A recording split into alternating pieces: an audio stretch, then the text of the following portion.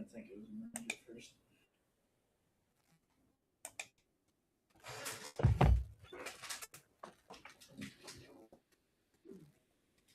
I'm trying to connect it on Twitch. It's not. If it doesn't showing go to an Twitch, issue. that's fine. Okay. I'm switching hats with what you're doing here. I don't know if you saw what I got on here now or not. Haha. And we are live. Hello, everybody. What up? Good to see you all. Welcome, welcome. We are happy to be here. Absolutely. Rocking it out. Frozen Take style. We practiced that, but Alex isn't here. Yeah. Well, you know, I mean. Alex is actually spending some quality time with his family tonight. Family comes first. So, Alex, enjoy your night with your family, buddy. We're here whenever you're ready to come back. But, yeah. Well, I mean. To be truly honest, we didn't have his Fresca, and he said, "Screw you guys, I'm not coming." Yeah, on. That's ultimately what happened. That contract is ironclad. Yeah. I was trying to make him sound better, but in reality, that's really what happened. He was trying to be subtle last week whenever he mentioned about being out of Fresca. Yeah, but I think the reality was not only was he out of Fresca, he needed that break. And he used the Fresca as a cop-out. That's fair, yeah. You know, I mean, it makes sense. I get it, 100%. I mean, all he had to do was say, hey, I need a night off, you know. Right. But no, it's that Fresca. We'll give the guy his flowers. Ha! I see what you did there. So, how you been? Oh, it's been a heck of a week, buddy. It's been a heck of a week. Yeah, so how is the old Brew doing? We just swept the Cubbies and took over first of the Central, and how tough that division's been this year. Whew, that's a breath of fresh air knowing we pulled that off. But then you know what? I'm holding my breath because we got the Dodgers coming up, and we could easily just drop right back down to third or fourth at the end of the weekend. So then you know what we need to do? What's that? We need to talk MLB. I forgot we could do that now. That's great. Yeah, right. So now that we've officially started with the MLB, so you guys swept the Cubs. Yes, and which it seems like a lot of that was the Cubs were just not themselves. Not only did we break their 15-game home winning streak, we swept them at home, which is something that the Cubs have been dominant at. Wrigley Field at a win.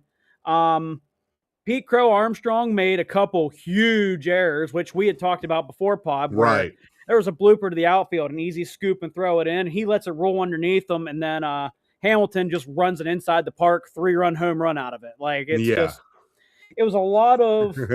As much as I want to say the Brewers playing good baseball, it was just as much the Cubs playing bad baseball at the wrong time, too. Well, so. I mean, it's the Cubs. I take advantage of it. Don't get me wrong. I love every bit of it, but right. I can't say the Brewers are playing great when they played just as bad out there in Chicago at that time. So Right. Which every team's due for a stretch like that. So I can't say that they're a bad team. It's just a bad stretch. So right. So your division is obviously one of the closest races, or the closest race in the MLB. From first to last place is 4.5 games. Nobody else has a stretch like that. Yeah, that's crazy. And the 4.5 games, the half a game is not because there's more wins. It's the battle of losses. Yeah, because the Brewers have played less games than everybody else in the division. I'm not sure if that's just because of games that got rained out and rescheduled. Yeah. I know we had one for sure against St. Louis, but I don't recall if there were a couple other ones or not. But either way, we have the same amount of wins as the Cubs, but 3 less losses. So it's just a matter of, like you said, the battle of losses right now. So yeah, and honestly, it looks like that's how the division's going to pan out. It's every other team's battle to determine what the standings are going to be in your Right. division, which, I mean, that's impressive. Even Yeah. though we're, only about halfway to the All-Star break, that's still impressive for a division to be doing that well. Absolutely. And just looking at a couple scores here tonight, I'm not sure if the Pirates beat the Cardinals earlier today. That was the only game in division that was live tonight for the NL Central anyway. So the Pirates, that brings them up to 26 and 24, tied with the Reds, but the Pirates have the tiebreaker, so they're in fourth, Reds are in fifth. Cardinals dropped 28 and 21, only a half game behind the Cubs, who are 29 and 21. So that, like you said, that division right there. Yesterday, it was the Cubs went from first to third in a blink of an eye, just like that. That's how quick this division you can fall. So. Well, that's what it comes down to, is the one team in your division gets a win while you get a loss, and now you're 2 games behind instead of just one. You know what I mean? Like, there's a guy I work with at the intermediate school. He does a different podcast, and he is a big Pirates fan. We were joking around the other week, and he goes, well, the Pirates lost the series 2 or 3 games. We went from first to last just in a matter of 3 games like that. That's literally just a matter of how quick it can flip. So, and there's a lot to be said about how tight it is right now, because to me, there's so much outstanding pitching happening around the MLB. Oh, yeah, without a doubt. It's very impressive, and you're going to see teams getting a lot of wins simply because their dominant pitching gives them a little bit of an advantage, on any given day. Right. Now, and I was trying to look up a stat here for you, but I'm having trouble bringing that up here. So keep going. I'm sorry. Mizorowski did yet again a amazing performance this week. Oh yeah, without a doubt. He came out and Harrison shut out the Cubs. He did. Harrison was absolutely impressive. I think he had 11 strikeouts. So looking at the numbers here for Milwaukee this is just the season numbers for you across the board here. And I actually was right earlier when I talked to you. For some odd reason, the app gave me wrong information. We talked pre-cast. Harrison is pitching a 1.77. Mizorowski's pitching a 1.89. So while Mizorowski has 88 strikeouts and Harrison only has 59, Harrison's putting the ball in play, getting it to the guys that are making the outs for him. So he's playing just as good baseball as Mizorowski. We have a great 1-2 combo going on with a couple young pitchers right now in Milwaukee. Right. And that's awesome, especially since with Mizorowski, obviously we've seen he can go later into the game and is consistent with that. With you having Harrison as well, and then some of your relief pitchers are also doing very well this season. Yeah. So you guys kind of have the piece of the puzzle that you were missing last season. And our what the heck stat of the year so far, and I know we've talked about this before and it's still early in the season, but Aaron Ashby, our mid reliever, is leading the MLB in wins as a reliever. That hasn't happened except for one other time in MLB history. And I know we said it's early, but it's still kind of cool to go, how is a mid reliever leading the league in wins right now?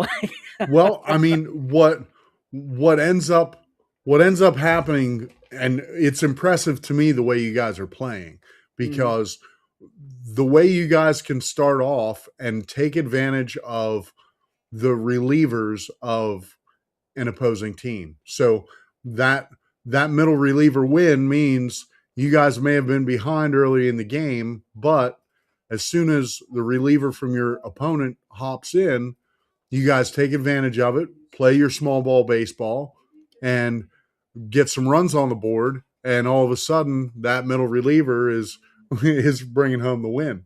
So take advantage of every opening you can get. Exactly. So I've honestly, I love to rag on the Brewers, but I have been very impressed, and hats off to you for that. Speaking of ragging each other's teams, I want to bring something up to you, and I want to see your reaction to this here. Your Yankees have the fourth Hang best on, team. let me get Okay. Stoneface first. Okay. All right. Okay. You ready? Okay. Your Yankees have the fourth best record in baseball. One of the top teams in the league, unarguably, give your team credit where it's due, 30-20 record. But here is another what the heck stat for you. The Yankees, while like I said, 30-20, are only 1-8 against teams above 500. Does that concern you at all against maybe going into some tougher competition? They're getting ready to go into Tampa this weekend. Does Tampa scare you at all, or do you think New York's going to handle business and start getting some wins above teams 500?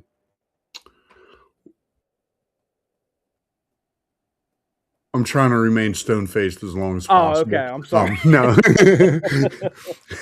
no, it's not necessarily a fear or making me worry. What it is doing is showing that our defense has not been all that effective. We've been making mistakes. A 1-8 record means you've been swept twice and lost the other series 1-2. Yes. We have been making a lot of mistakes on the field. There's been errors. There's been balls thrown that never should have been. There's been, obviously misfielded balls, but there's also been a lot of what I look at as mental absence. We'll put it that way.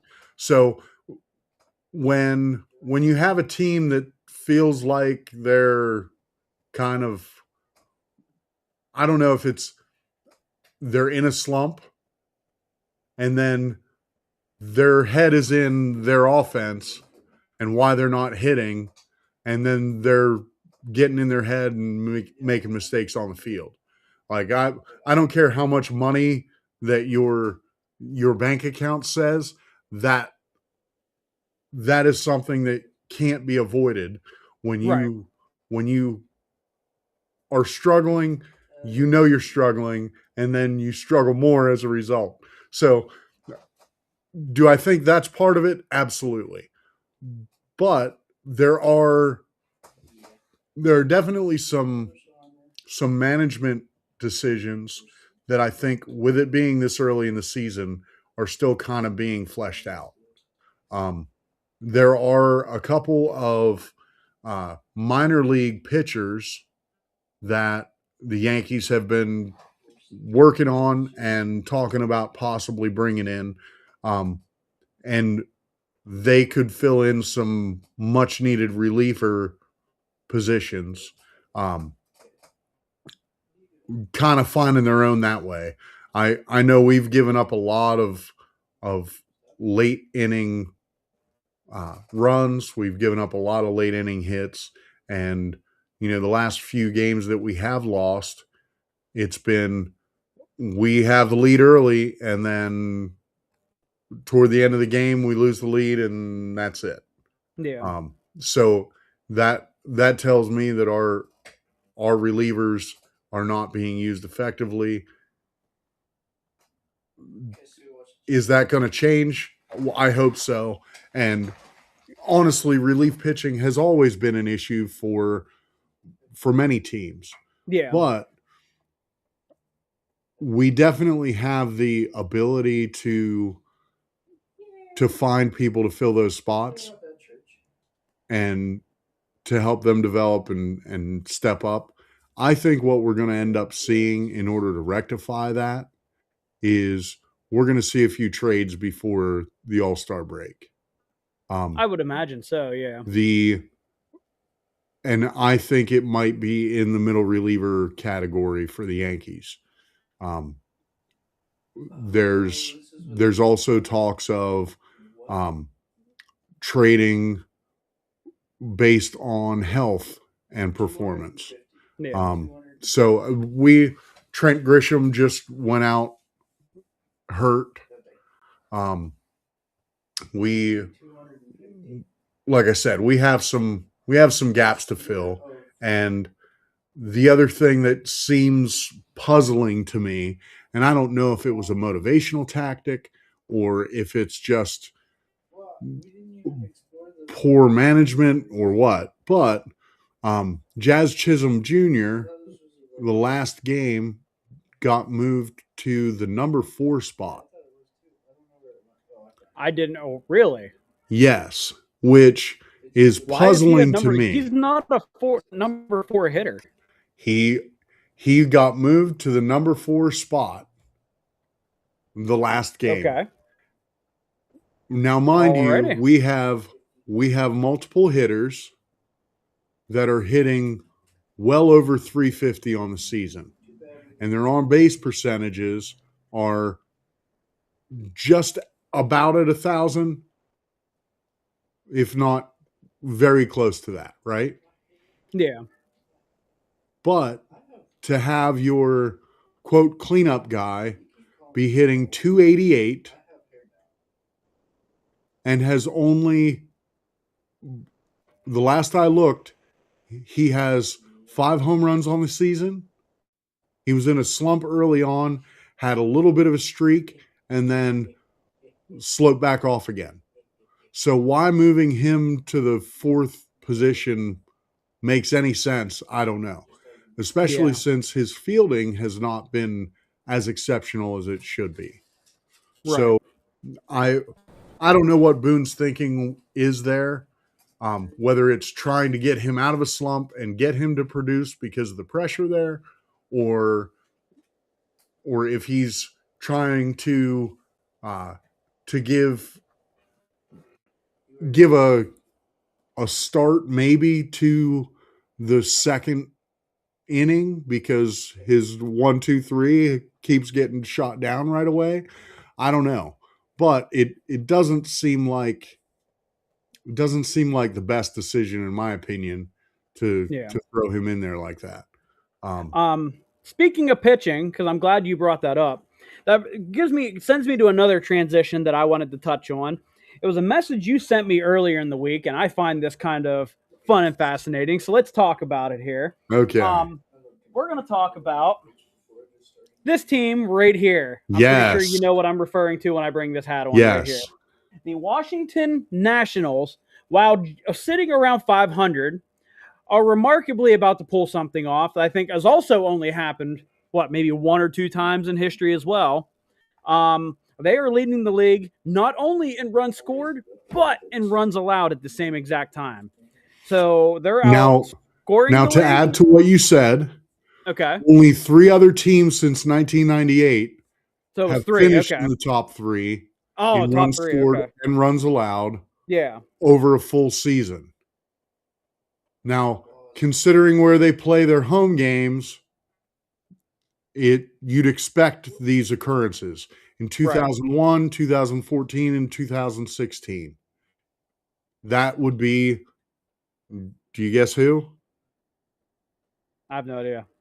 The Rockies. Oh, I guess. So always the home run derby. So that makes it kind of surprising to see that the Nationals of all teams are doing it then. Right. And the other cool fun fact stat is the 2003 Dodgers led the league in both the fewest runs scored and fewest runs allowed in a single season. So flip the script on that one. Interesting. Exactly. Which that's looking at the current Dodgers, it's like, well, yeah, obviously it's the Dodgers. But for 2003 Dodgers, that's, a bit more impressive. So I think the Nationals are they're literally a wild card. Yeah. Because you don't know what team you're going to get. You're going to get the team that's either going to blow you the smithereens, or you're going to get the team that's going to be like, there's another one. There's another one. There's another one. Right. And congratulations to Wood from the Nationals, because we've been talking about these inside the park home runs. That's been an epidemic in the MLB lately. For some odd reason, I don't know what's going with that. Woods from the Nationals hit a inside the park grand slam, which I didn't even think would be possible for an MLB team to pull off. But he hit an MLB inside the park grand slam. It bounced off the wall. The Mets players sat there, looked at each other while the ball was rolling away, and by the time somebody picked it up, he was already rounding third. See, I didn't even realize who it was against, but now it makes sense. Yeah. Sorry to all the Mets fans out there. Like, but it. Wow. So it's one end of the spectrum or the other for the Nationals. And yeah. What's wild about that is the Nationals and Mets were just in, I think it was game 1 or 2. I'll have to go back and double check it here for you. But they were tied at 6 going into extra innings. And tied at 5.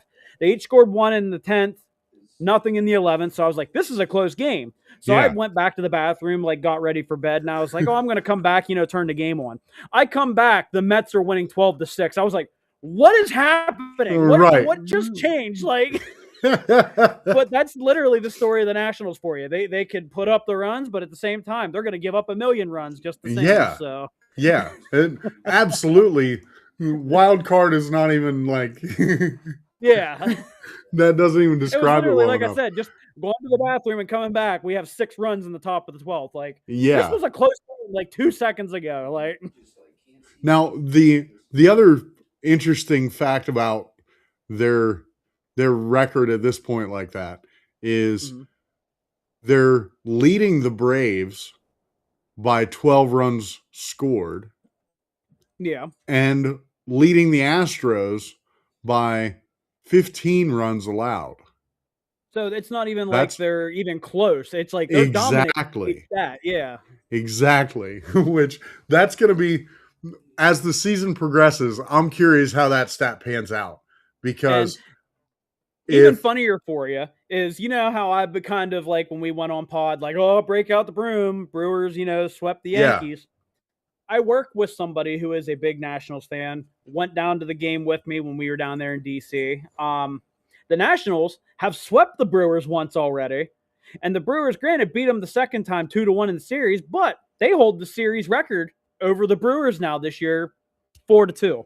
Right. So I can't even talk smack on the Nationals because they beat us. They kicked the crap out of us. So now, I was asked preseason. You remember this from Alex about what teams to look out for, what teams to kind of, maybe keep on our radar that didn't do as great last year, but have the potential to do well this year. Right. The Cleveland Guardians just did a 4-game sweep of the Tigers.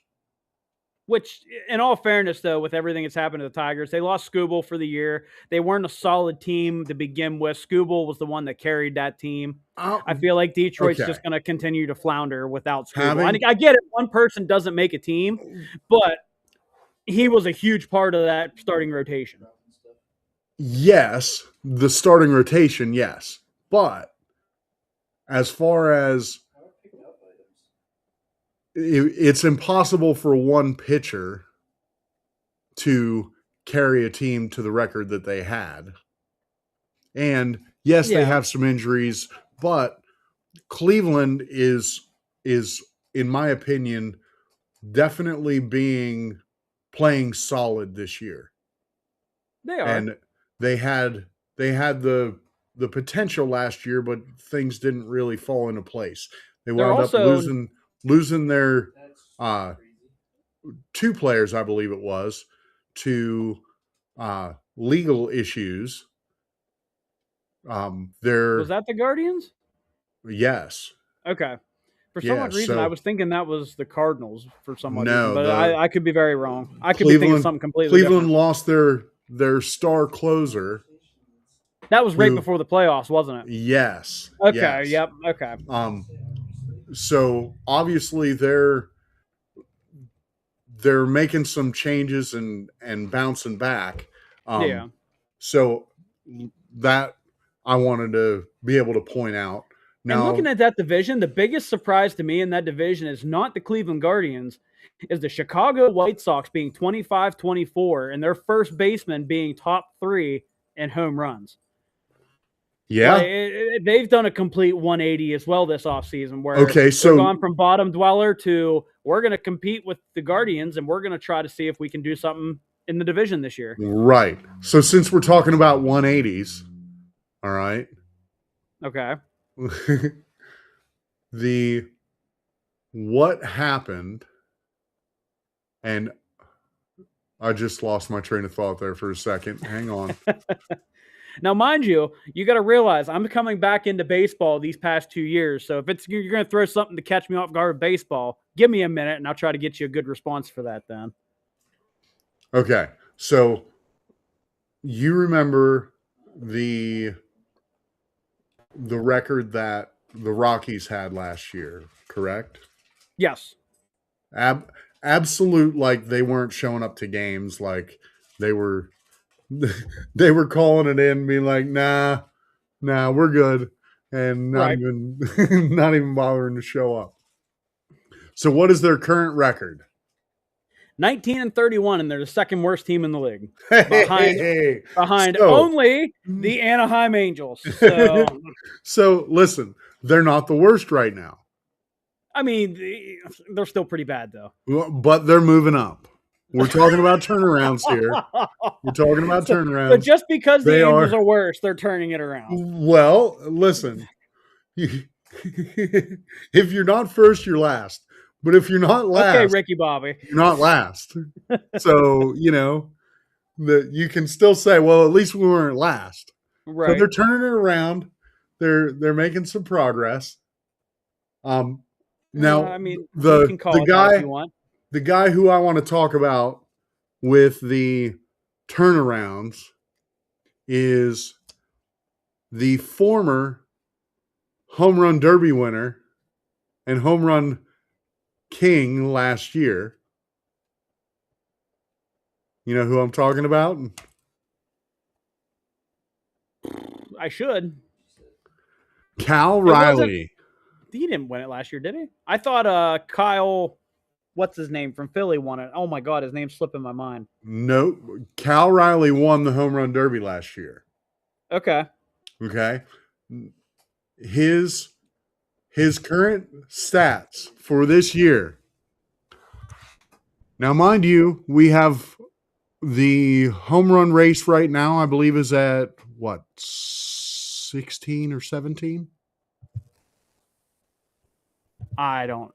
Cal Riley, his Schwarber. That's the guy I was trying to think of. Sorry. That was bothering me. I had to look up his last name. Kyle Schwarber from the Phillies.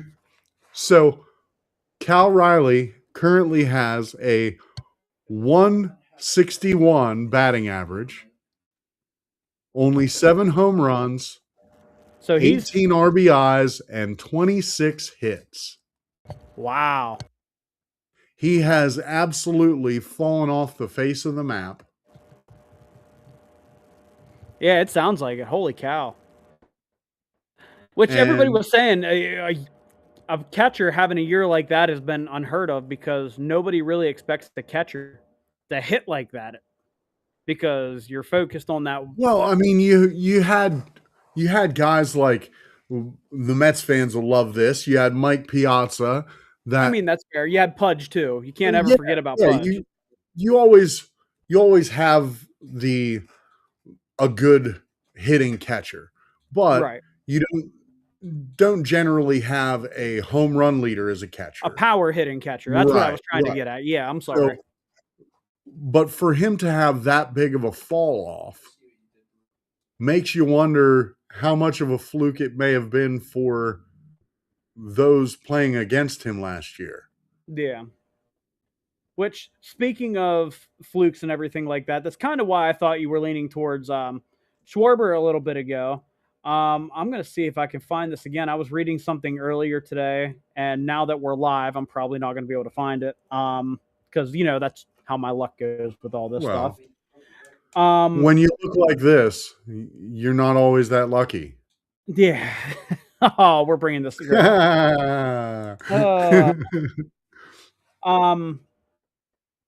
Schwarber is actually on pace to do something we haven't seen in a while, and that is to be right up there with Bonds and McGuire and Sosa in home runs for a season.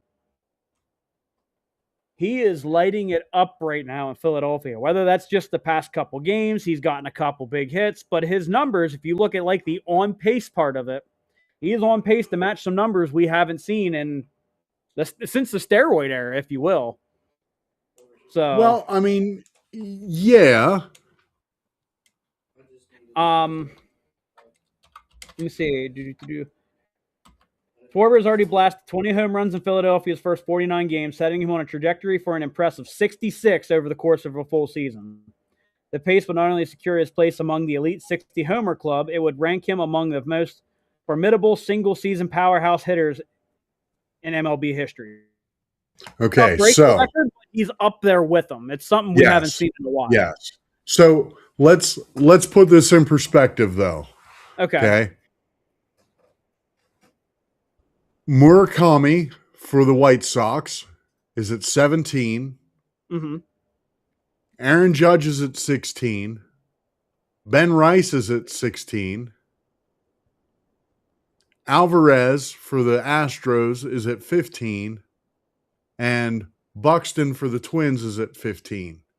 Yeah. So we have at any given point, you can, hit a slump or whatever, but all those guys are capable of getting to, that elite group. And something else I just saw on here. It could be a legit non-steroid high 60s home run race. And something else I just saw, which I find kind of interesting, is we were just talking about the White Sox and Murakami, like you said, being number 2 in the MLB right now in home runs hit. The White Sox also have another player, if you look a bit further down that list, in Montgomery, who has 13 home runs this year. So, like, just circling back to the White Sox and how impressive their turnaround has been, they have 2 players cranking out home runs and helping getting them on the board. Right. The only 2 teams that I see on this list so far, and that's just glancing through it without actually going back and studying the list, you have the Phillies and Schwarber and Bryce Harper. You have the Yankees and Judge and Rice. And you have the White Sox and Murakami and Montgomery. Every other team on here is just on here once in like the top 15, 20. So congrats to those 3 teams for getting multiple players who are hitting hot right now, if you will. So yeah. And obviously my Yankees have the lead with 2 guys in the top 5. Yeah. But 2 guys in the top 5 when you're still not doing that great. You're still the 4th best team in the league. You win loss wise though. I mean, right. So, and honestly, right now the difficult part is no one on the Yankees is really consistently dominating. Right. That's the part that's kind of hard to swallow for me. When you have guys that have the potential but are not doing that great, it kind of it's frustrating. But yeah, even right now, Judge, he has a 251 batting average. Now his OPS is at 0.9, but his on base percentage for the season is 383. So he's striking out quite a bit, and he cannot lay off the fastball, the high fastball.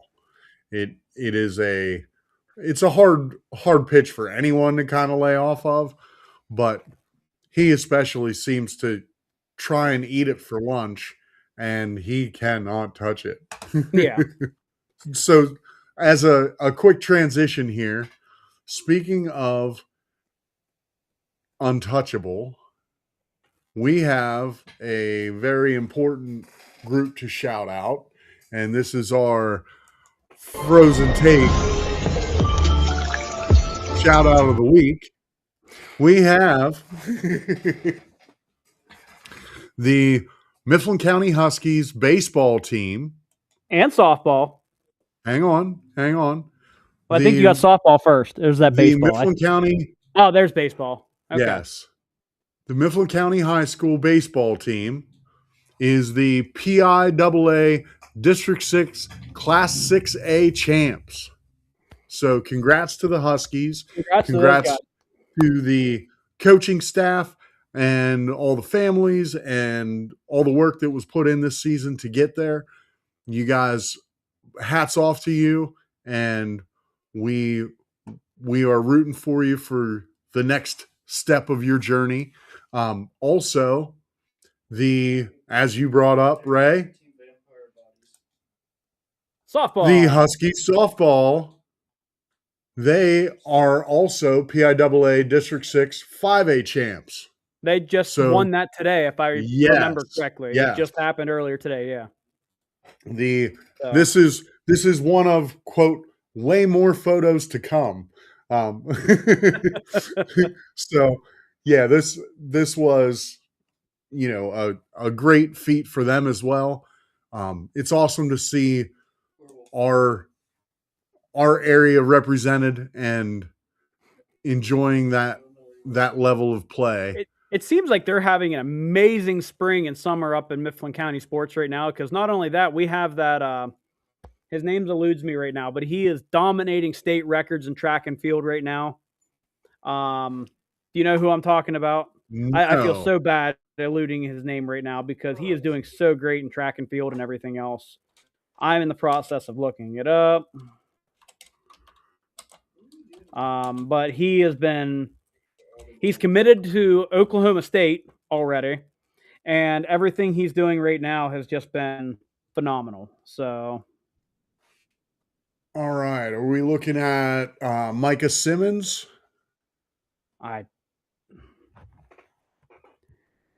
Let's see. Let's see here, because I feel bad. I apologize, but wonderful things out there. He's made all sorts of headlines in track and field and sprinting.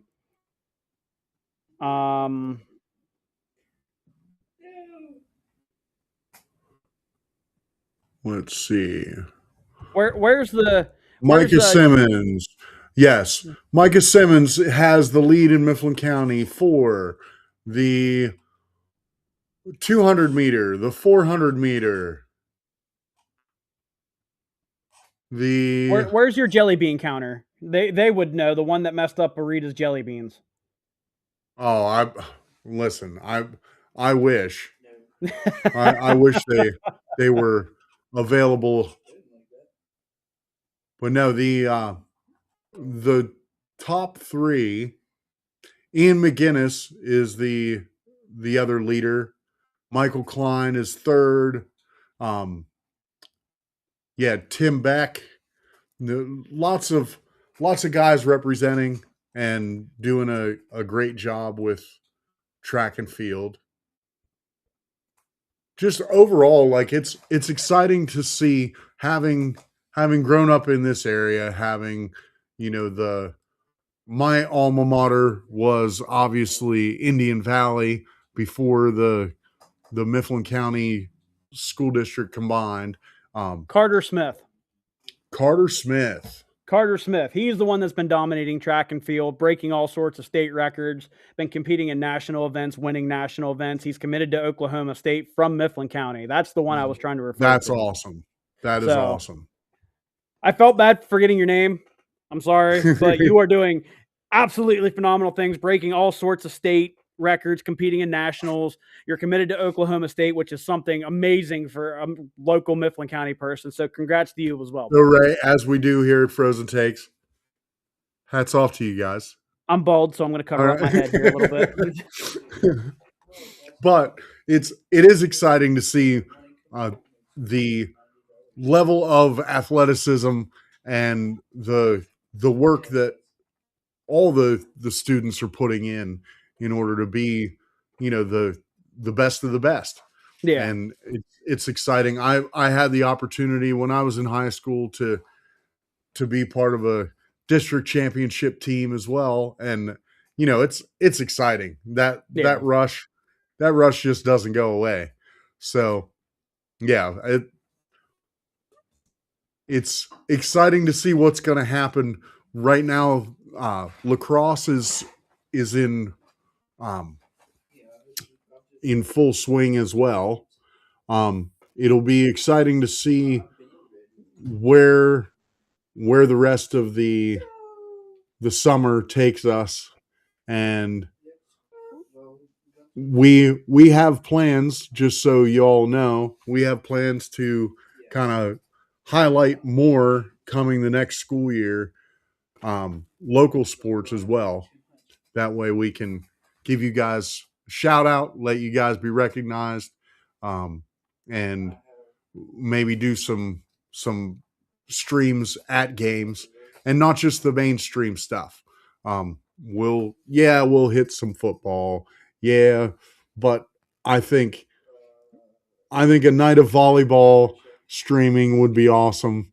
I think we have the potential to allow our community to be able to see more of what's going on than hands down everyone generally attends. So that's a little foreshadowing, and a pretty exciting opportunity for us with the local community. And speaking of local, I had to do my freeze frame. Off guard. I was ready for it. Right. So speaking of small teams, I'm just gonna bring up why it took me so long to get home to get ready to get on here tonight. My son's baseball team just eclipsed 10-0 tonight. They've run-rolled every team they've played this year. They haven't finished a full game at all. Haven't played one full game yet. That's exciting. And their win tonight secured their number 1 seed for the playoffs that they're going to be going into coming up. So he is very much excited for that. He's ready to go into the playoffs, see what he can do. And I got to keep it on the DL since, I have the kids this week, but there might be a surprise coming up for the championship game if they make it. So, which you're in on that, but we're not going to keep it in the next room. We got to keep at, Yeah. I'm excited, and, I wish them the best. Yeah. Hopefully they can. Now watch. I'm going through all this process to make all these plans for it. Watch them lose in like the quarterfinals or semifinals, and I'm like, "Well, guys, forget it. It's all wash." No, they're not a team from Wisconsin. They're not going to fail you. Okay. So, okay. It's funny. I don't know. Your son didn't inherit that curse. Yeah. He's inherited something else that I find fascinating right now. It's we have this funny little thing going on right now where my Aaron, he's been on the podcast with us. Yeah. He shows up to the games when he can. He travels a lot for his work. I don't want to specify too much, step on his toes, discuss what he does, but he definitely travels a lot for his work. Whenever he doesn't make the games is when Miles gets on base and makes his hits. So Miles has gone on record to say, "Don't come to any more of my games. I want to have good baseball games. Quit showing up." So he's a superstitious kid. Yeah, it gets even because every time I would record his at-bats, he would either strike out or get walked. And then the one time when I was sitting Why are you recording then? The one time, it was, I think, 2 games ago. I recorded his first one. He struck out. Recorded his second one. He got walked.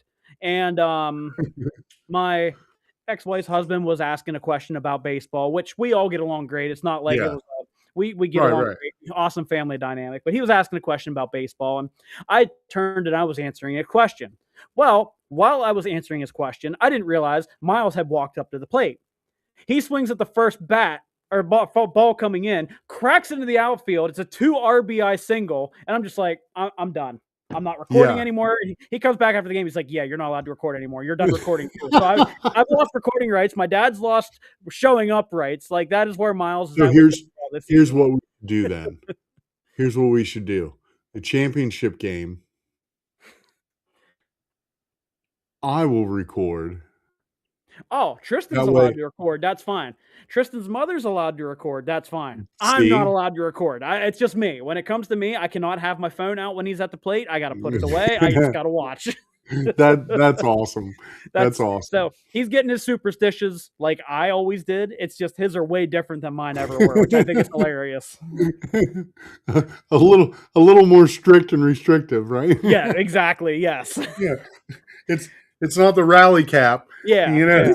Yeah. And what made it even more hilarious is Miles tonight, he got walked twice and he struck out once. Yeah. And he was like, okay, who recorded? And I was like, I recorded your walk. I didn't record your strikeout. You can't blame me for that. Right. And he was like, well, Pap wasn't here. And I was like, no, but he was watching on the app because they actually have for this league now where there's an app you can. Yeah. He was like, he was watching the app. It's all his fault. I'm still blaming him for it. He just can't watch, period. Now here's the test. Can he listen to his coach? No. You mean like, okay, I see what you're saying. We haven't tried that. Can Aaron listen and still be safe? We have one regular season game left. So we're going to test it. We got to test it then. Yeah, that's the time to try it, not the championship game. Because if you throw the championship game by letting him listen like that, the poor kid's never going to live it down. Well, no, I talked to him earlier, and I guess he was supposed to head out of state for the championship game if they were to make it. And he's already told his job, I will do anything the following week, but I'm not missing this week. So right. So it sounds like Miles is SOL on that one. He's going to be there for the championship game. He's just going to have to suck it up and get over it. Yeah.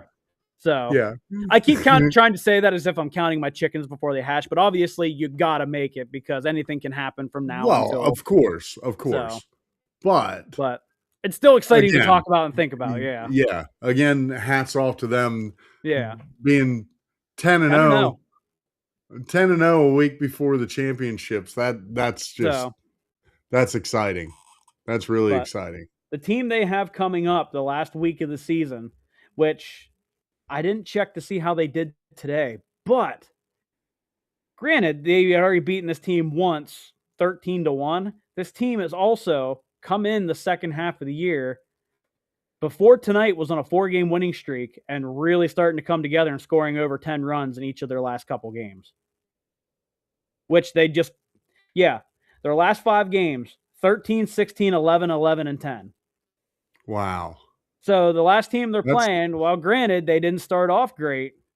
It's coming back in the second half of the year and putting it to some teams. So yeah. So this is one of those games where if you want to call it a trap game, this will be the game where if you go into it too confident, you're going to know it. Right. You're going to get humbled a little bit. So,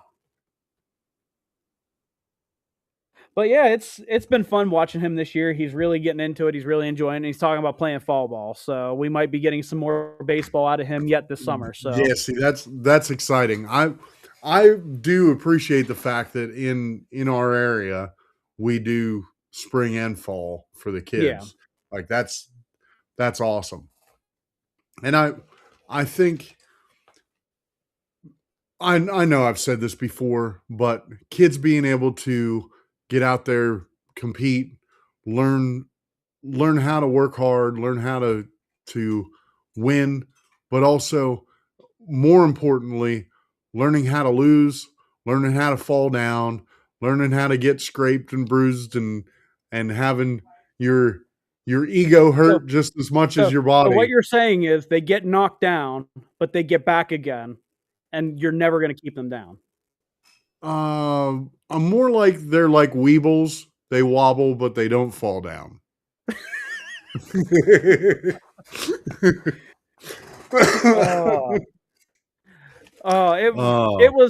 It was funny that we talk about like trap games and stuff like that because that was tonight's game for them for a second there because no offense to my son, but he went into this game pretty confident. He's like, right. I was just like, dude, you can't say that because like anything can happen any given day. He's like, oh, what's going on? I was like, well, and I got the teams mixed up beforehand. So the team that I was trying to tell him about is on Tuesday, not today. But I was like, this team's on a 4-game winning streak and they're doing pretty well. Like you can't just count them out. And he's like, well, how many in a row? I was like, they've won the past 4 in a row. And he's like, we've won 9 in a row. And I was like, oh God, Miles. Yeah, this is and no offense to his teammates, but when they came out in the first inning, there was a lot of just like grounders they normally make. They were missing like pitches where the other team was just hitting batting practice. And I looked at the people we were sitting with, and I was like, you could tell they're in their own heads, and they might be getting a little bit of a wake-up call. They were losing in the first inning, and then now granted, after that first inning, they got bat around a little bit. The other team didn't score another run the rest of the game, and then they obviously went on and won it, and before the game was even supposed to hit the final inning, they rolled them before then. So Yeah. they picked it up, but it's one of those where you kind of watch and you can just be like, you're watching this first inning going, yep, they're doing it again. Yep. That's awesome. So, oh man. So this season, back to the MLB. This season we've seen a very interesting pair in the NL West. And the NL West. Okay. I am curious what you think is in the makings between the two leaders of the NL West. Without looking, do you know who they are? I know the Athletics were number one the last time I had looked. And I know Seattle and Texas were up there, so I'm assuming it's I know it's not Houston because Houston's been playing terrible this year. And I just talked about the Angels AL West. Isn't that what you said? The AL? No, NL West. Oh. Yeah, I thought you were talking the AL. I apologize. Well, then the top two teams are Dodgers and Padres. Yeah. Nobody else has touched them so far. Yeah. I apologize. I was getting the wrong division mixed up. My bad. Now, between those two teams, obviously they are elite teams. And they're playing. I was absolutely terrified of playing against Miller than the one game, which we went against them, and sure enough, 1, 2, 3, bye Milwaukee. But yeah. And the Padres have been extremely impressive, and they're in their last 10. They've won 6 out of 4. Now, the person or the team that they are closest to right now is the NL West leader currently, the Dodgers. And something else I want to throw out fascinating about the Padres. Yeah. And this is just from what I've noticed when they played the Brewers, because I've openly admitted, like, I've gotten more recently into baseball. I watch more Brewers than I obviously do anybody else. Everybody else is kind of like whenever we're playing the Brewers or whenever I can get a chance to like catch myself up a little bit. Right. The Padres, at least from the Brewers podcast standpoint, are one of those teams just like Milwaukee where they do not hit the ball very well at the start of the game. They are going to hit the relievers. They are going to attack late.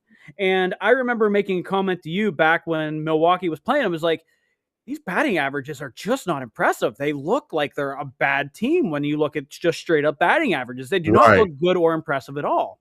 Their pitching is doing great. They're hitting in clutch when they need to, and that's all the more they really need. They don't need to go early. They just need to hit when it counts, and their pitching's doing what they got to do. So, right. And the Padres have had some impressive players. Definitely, Gavin Sheets is doing a great job this season. And Tatis is a big name just in himself, and he's out there. Absolutely. So I don't think the Padres are going anywhere.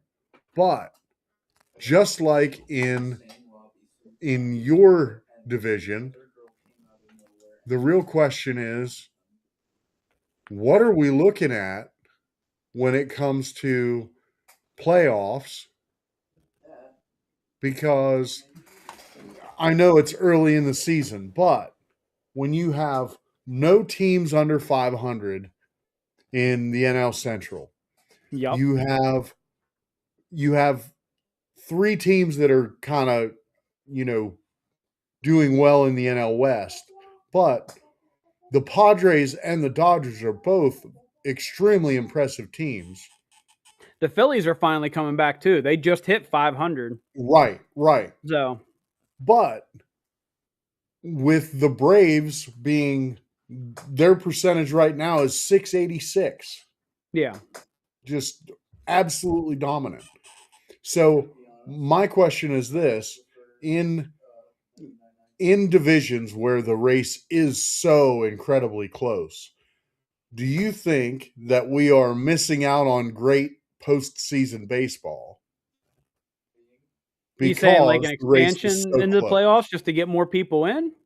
Well, no. I'm just saying since it's a any given Sunday kind of a thing, when you have, you know, like the Central, when you have 5 teams that are within 5 games of each other, Right. any given series can go either way. Yeah. Well, just So, looking at the wild card right now, let's just say hypothetically, it's 6 teams from each side, right? right. If I remember correctly, yes. If you're looking at the top 6 teams from each side, you would have the Braves and the Dodgers get the bye. The Brewers, as of today, would be going against the Cardinals, and the Cubs would be playing the Padres. That would be your playoffs right now, with the first team out being the Diamondbacks, the second team out being the Pirates, and the third team out being the Reds.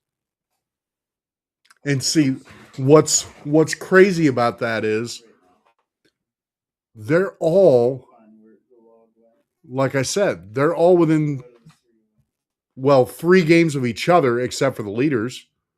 The worst playoff team in the NL right now would be 28-21 by playoff standards, which if you look at all but the Guardians, Rays, and Yankees, our worst placed team in the playoffs would be one of the top teams in the AL.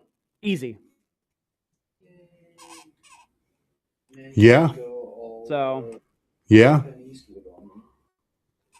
because you have, like I said, the Rays are the number 1 team in the AL right now at 33-15.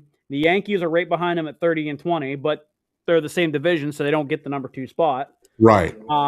The Guardians would get the number 2 spot just because they're leading their division at 30-22. But then after that, it's the 25-24 Athletics, 25-24 White Sox, like teams that were absolutely god awful the past 2-3 seasons.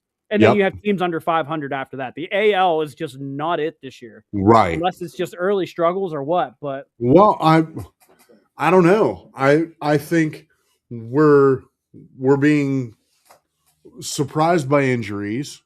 yeah, We're being also surprised by some of the restructuring that happened.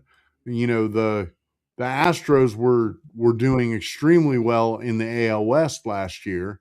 I'm just going to throw out something out there just for podcast sake. This isn't like a true Ray belief, but I'm just going to throw this out there to kind of. Wait. Is this a true and real and deep rooted frozen take? So with how we're looking at the standings, how much do you want to buy into? We'll call this a buy or sell. Do you buy or sell this bit right here?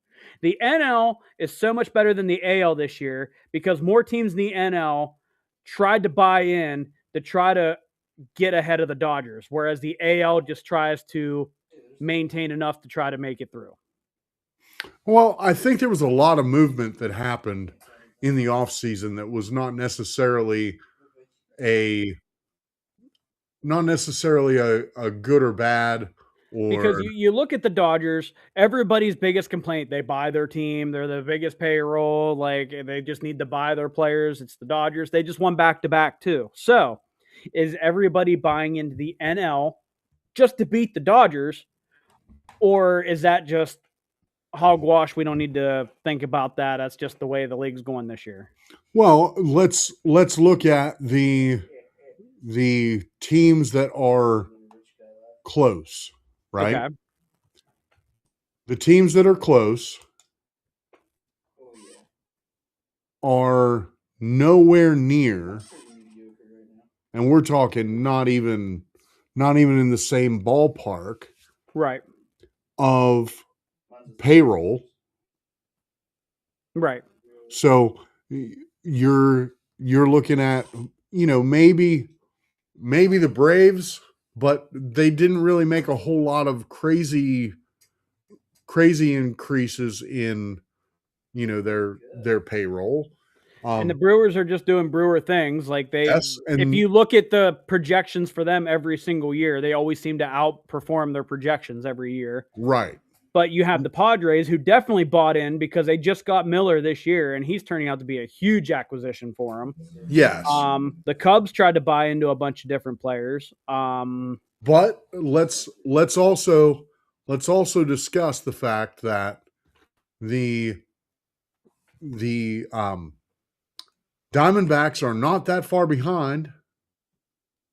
The obviously in the Central, only being 5 games for the worst team, or Yeah. 4.5 games back for the worst team.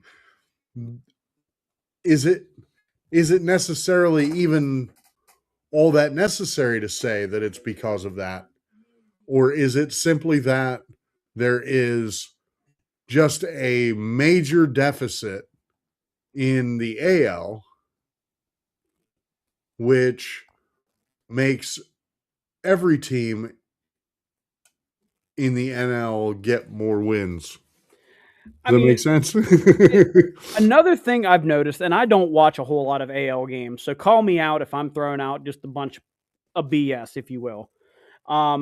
Something I've noticed with the NL is there's a lot of youth in the NL compared to the AL, where it seems like the AL has a lot more older, experienced talent, and the NL is bringing up a lot of younger talent who's getting a chance to show themselves. So what if the younger talent's just outperforming the experience this year? And like I said, call me out if I'm wrong on that. I only watch, like I said, the Brewers games, what I could see, but I see a lot of younger players that I don't remember being bigger names whenever I would always go to check the news and be like, oh, this player's on here. Oh, this player's on here. Okay, so let's see, the National League is significantly older than the AL. I was way off. Yes. Okay. The breakdown league age, now this is historical. The league age is the National League being referred to as senior circuit. I was way off in my estimate then. Right. Well, now, I guess the Phillies do have a lot of experience on their team. Schwarber, Harper, all those big name guys. So, I mean, I guess I'm looking at it more from a division standpoint than I am a whole NL standpoint. So I was way off of my initial estimate then, because the Pirates are young, the Brewers are young. You see a lot of younger talent on the Cardinals, and they're doing decently well. The Reds still have some older big names. The Cubs have some big names. So, I mean, I guess I was just looking more division-wise than I was whole NL-wise. But, let me see here. And even then, we were talking about payroll too.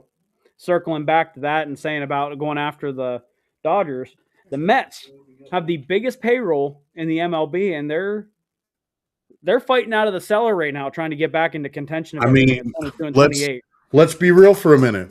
Soto wasn't cheap. No, he was not. Soto was not cheap, and what they bought. You know who else wasn't cheap? Bonito. Yes. Yes. So, which I'm pretty sure we've passed it, but happy late Bonito Day, everybody. Yes. Oh, you mean Bonilla? Oh, did I pronounce it wrong? I'm sorry. Yeah. Okay. Yeah, the one that gets paid every single. Yeah. Deferred his contract for like 30 years just to get a big paycheck from the Mets, and he's still getting paid from them and hasn't played in like 15 years. Right, which like we found out, there are a lot of players doing that now. Those deferrals. Didn't Shohei do that too? Was it Shohei or Trout? One of the two just recently done that too. Ohtani absolutely did. It was Shohei? Yes. Okay. Yeah. I knew it was one of them because I know it was right around the time when he was with the Angels, but it was probably when he left the Angels and signed with the Dodgers that he did that. So now I'm going to make a correction here. I misspoke earlier about the age. Oh. The ages was referring to the leagues themselves. So Oh. the National League was an older league as far as from its origins. Gotcha. Okay. So, but the ages, here's the difference, and you're gonna love every bit of this. The gap typically hovers in the NL from 27.4 to 29.5 Okay. compared to the AL, which is at 27.0 to 29 years old. So I was right. So the NL is older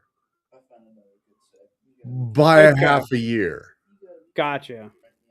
So really, because of the fluctuation, like the AI averages take us to it not really being that big of a deal. I get you. And the league average for most leagues is 28. Okay. Or across both the AL and the NL. Gotcha. If you could, sir, my kids are ready for me to tuck them in. Could we throw a quick Uncle UFO break up for us by chance? Well, yeah, we can do that. Absolutely. Okay. And then I will be back before your commercial break is over, sir. All right, that sounds good to me. So, without any further ado, let's hear a brief but very important word from our sponsor, Uncle UFO. Uncle UFO's Old Grey Whiskey. Now that's a name that tickles the tongue. A stellar ale, brewed for those who dare to dream and drink. This ain't your average hooch. It's got a kick like a mule and a flavor that'll make you howl. Pour it in a glass and watch it shimmer like the night sky. Who knew whiskey could be so pretty? But hold on, does it taste as good as it looks? One sip, and I'm ready to launch into orbit. It's smooth, with a hint of mischief so you can embrace your natural instincts, like a man. So if you're looking for a drink to help you embrace the rugged and experience the impossible, Uncle UFO's got your back. Grab a bottle of Uncle UFO's Old Grey Whiskey, and let's toast to the cosmos. Toast to the cosmos. Toast to the cosmos. Cheers, buddy. Sorry for cutting you off there. I just knew. No, you're good. You're good. School night, they're getting ready for bed. I had to get right. them moving here. So anything else pressing, important, big news, breaking stories, anything else that you want to touch on? Tonight's going to be a little shorter of a podcast, simply because we're just hitting on baseball this week, and it seems like we're making a big push for Uncle UFO tonight. We're leaving him on screen for the end of the pod here. I like it. Well, I mean, the reality is Uncle UFO is why we're here. I mean, that is very true. If it weren't for him, we wouldn't be. Yeah. And Uncle UFO has no riders in his contract. I mean, do you want to explain to a lot of the people the original story of Uncle UFO? Okay, so the original story of Uncle UFO, it kind of goes way back. So Uncle UFO, though he never really liked to talk about it much, kind of because he can't, had some previous employment at an area that's,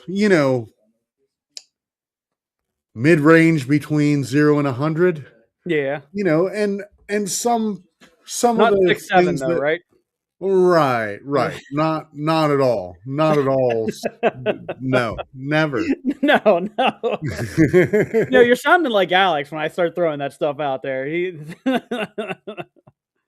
Listen, I agree with him wholeheartedly on that one, because I hear that at home a lot.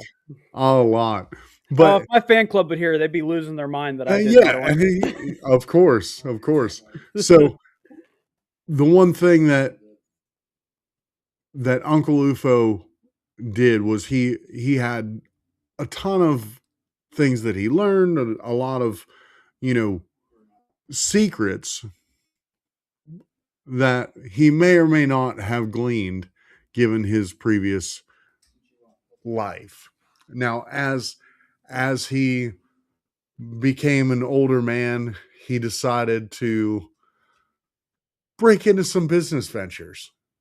And as part of his business ventures, he wanted to help others and young entrepreneurs like ourselves who he can sponsor, throw a little bit of his Now, what was his name mystical. again? We call him Uncle Ufo, but I remember you told me you were named after him. So what was his name again? Yes, his name is.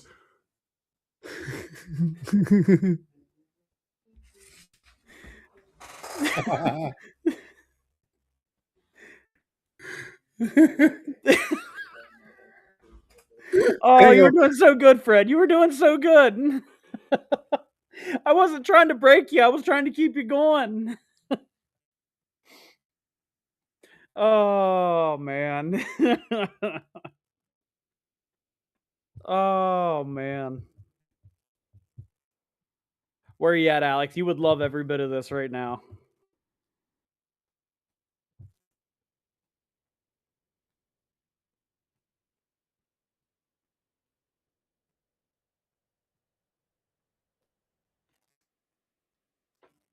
You still there? Did I lose you? Oh, there he is. Okay. Thought we lost you for a second. There we go. Sorry. I had something important that No, I you're was fine. actually getting a text from Uncle Ufo, and Oh, okay. he said, don't say anything at all Oh, about Antarctica. He said, absolutely do not mention anything about the algorithm. what algorithm? Exactly. And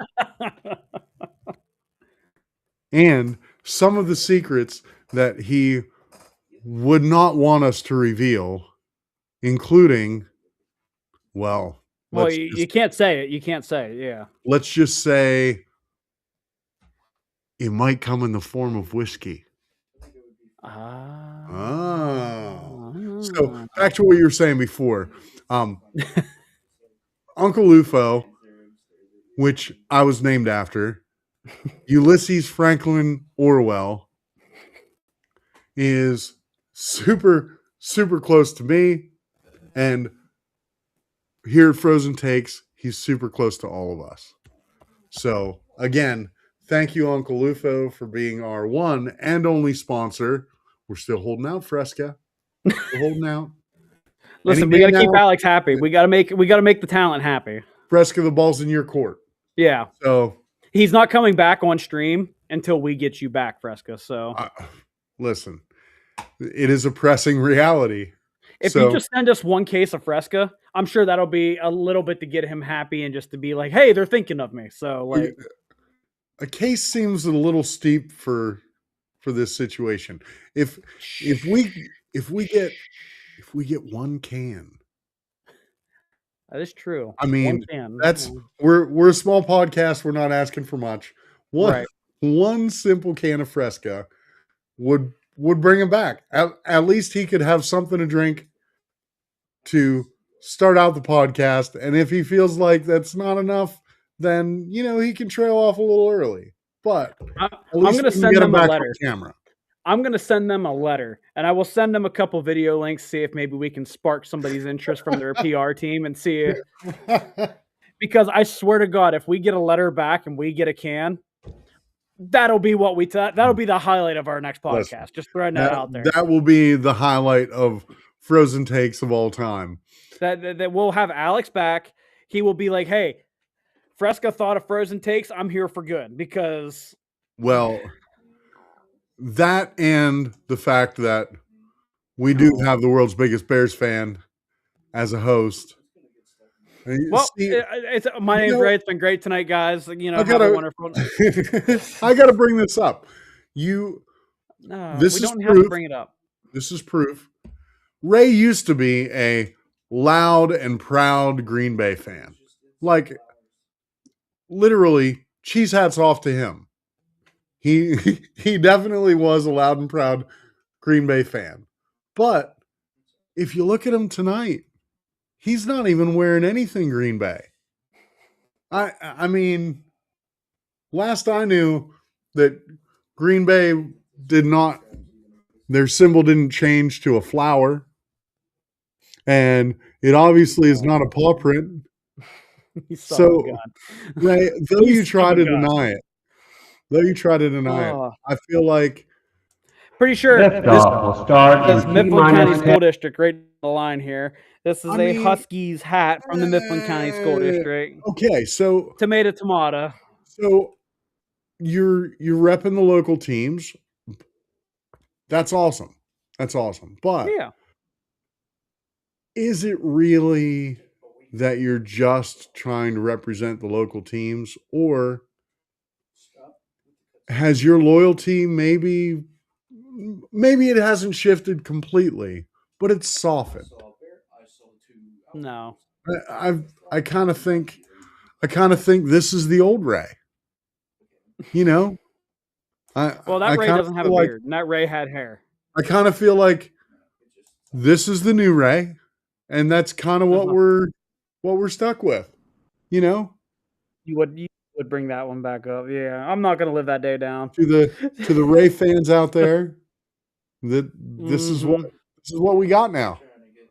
He used to be proud to wear the cheese hat. Now, bedazzling all over the place. Shining bright like a diamond. Like a diamond. But he will always be, whether or not he wants to wear Green Bay or any other jersey or shout out for the Huskies, he will always be Wooly Willie. Which Miles still 1,000% believes that is an actual thing that he can buy that looks like me. You know what? So thank you for that. It may have to be made. I'm going to have a discussion with Uncle Ufo. I feel like that could be completely marketable. You probably make that into a shirt and then be like, Miles, happy birthday. Yes, 100%. Oh, man, that's great. Well, on that note, I think that we have had a pretty fun, pretty exciting night of Frozen Take.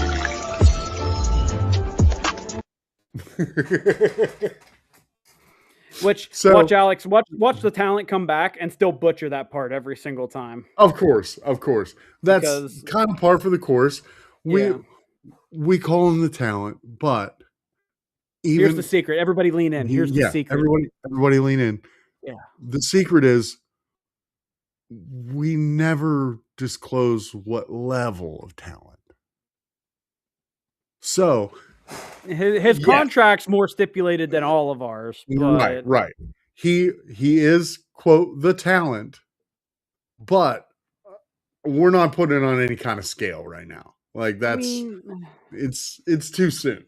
Way too soon. He acts like Madonna. But he's yeah. Well, what else is a material girl to do but live in a material world? You know what I mean? Or would you say, what would a Barbie girl in a Barbie world do? Because that Fresca is wrapped in plastic, and he thinks it's fantastic. Yeah, see, that's where the downward spiral happens. That's a slippery slope. That was a stretch. I was just going for it on that one. I had nothing else there. But yeah, that's a slippery slope that I don't know if we want to find the end of. I wonder who the Ken is to Alex's Barbie. Yeah. That's Yeah. that's the real frozen take question of the night. We need to figure that out. Well, I really don't know. You know what? Don't tell Alex this, but I might just have to try and get a hold of Mattel and see if we can make the Alex Barbie happen. Yeah, I think Because, we'd have to. Yeah. you know, of all the merch that we could possibly come up with and sell, that might be one that, well, it may not sell, but we can add it to the merch store for sure. For sure. Oh, it may not. So, Well, make sure it has the Elgsy shirt on, because if it has anything else, it's just not yes. fitting for him. It has to say Elgsy's on it. Yep. It'll say Elgsy's Yas Queen. That's what perfect. it has to. For real. No, No cap. cap. You are risen him up on that one. So, Oh man. Well, on that note, thank that you was all. for you, Alex. Thank you. Yes. Thank you, Alex. Hope you're having a great night. Yeah, hope you're And- enjoying your night with your family, buddy. Yeah, we will see you all next time. It's frozen. And I messed it up. Son of a gun.